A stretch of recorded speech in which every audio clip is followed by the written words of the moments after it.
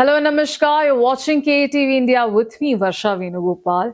Kerala has stepped into one of its most crucial political battles as voting begins for the 2026 Assembly elections. With 140 constituencies, over 2.7 crore voters, and more than 800 candidates, the state is witnessing a high voltage contest that could reshape its political future.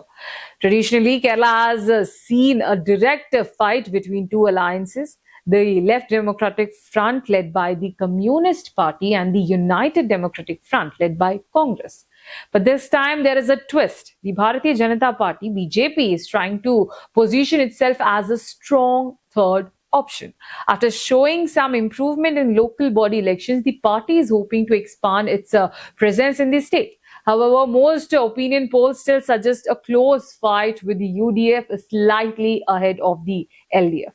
As for the BJP, predictions say it could win 0 to 3 seats, which even then would be a notable performance for the party in Kerala. But just before voting, several controversies have created trouble for the BJP. The biggest one comes from the Palakkad constituency involving BJP candidate Shobha Surendran. A video went viral showing a person from her team allegedly handing over something to an elderly woman. Soon after, visuals suggested that the item could be cash, specifically 500 rupees notes. This led to serious allegations of cash for votes, which is a violation of election rules. The situation became more dramatic when Surendran was seen confronting people who were filming the incident. She later defended herself, saying the accusations were false and politically motivated.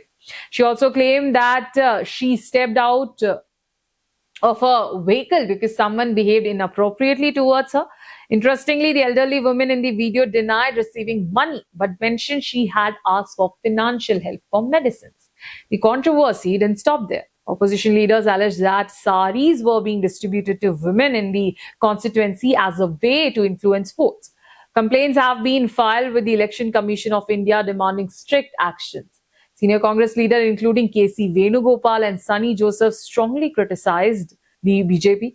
They accused the party of trying to influence voters using money, power, and demanded an investigation into the source of funds. They also questioned why strict actions had not yet been taken.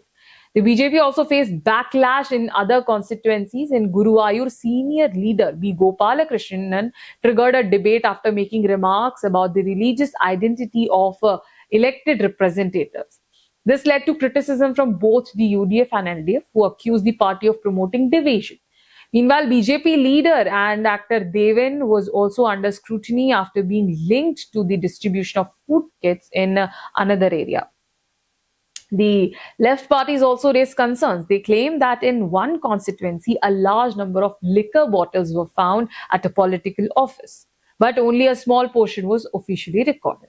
They have demanded that the Election Commission look into this matter as well. The Election Commission has taken note of multiple violations. It warned political parties against airing advertisements during the silent campaign period, stating that strict action would be taken against those who break the rules. So, what does all this mean for Kerala? On one side, you have traditional LDF versus UDF battle. On the other side, BJP is trying to grow its footprint.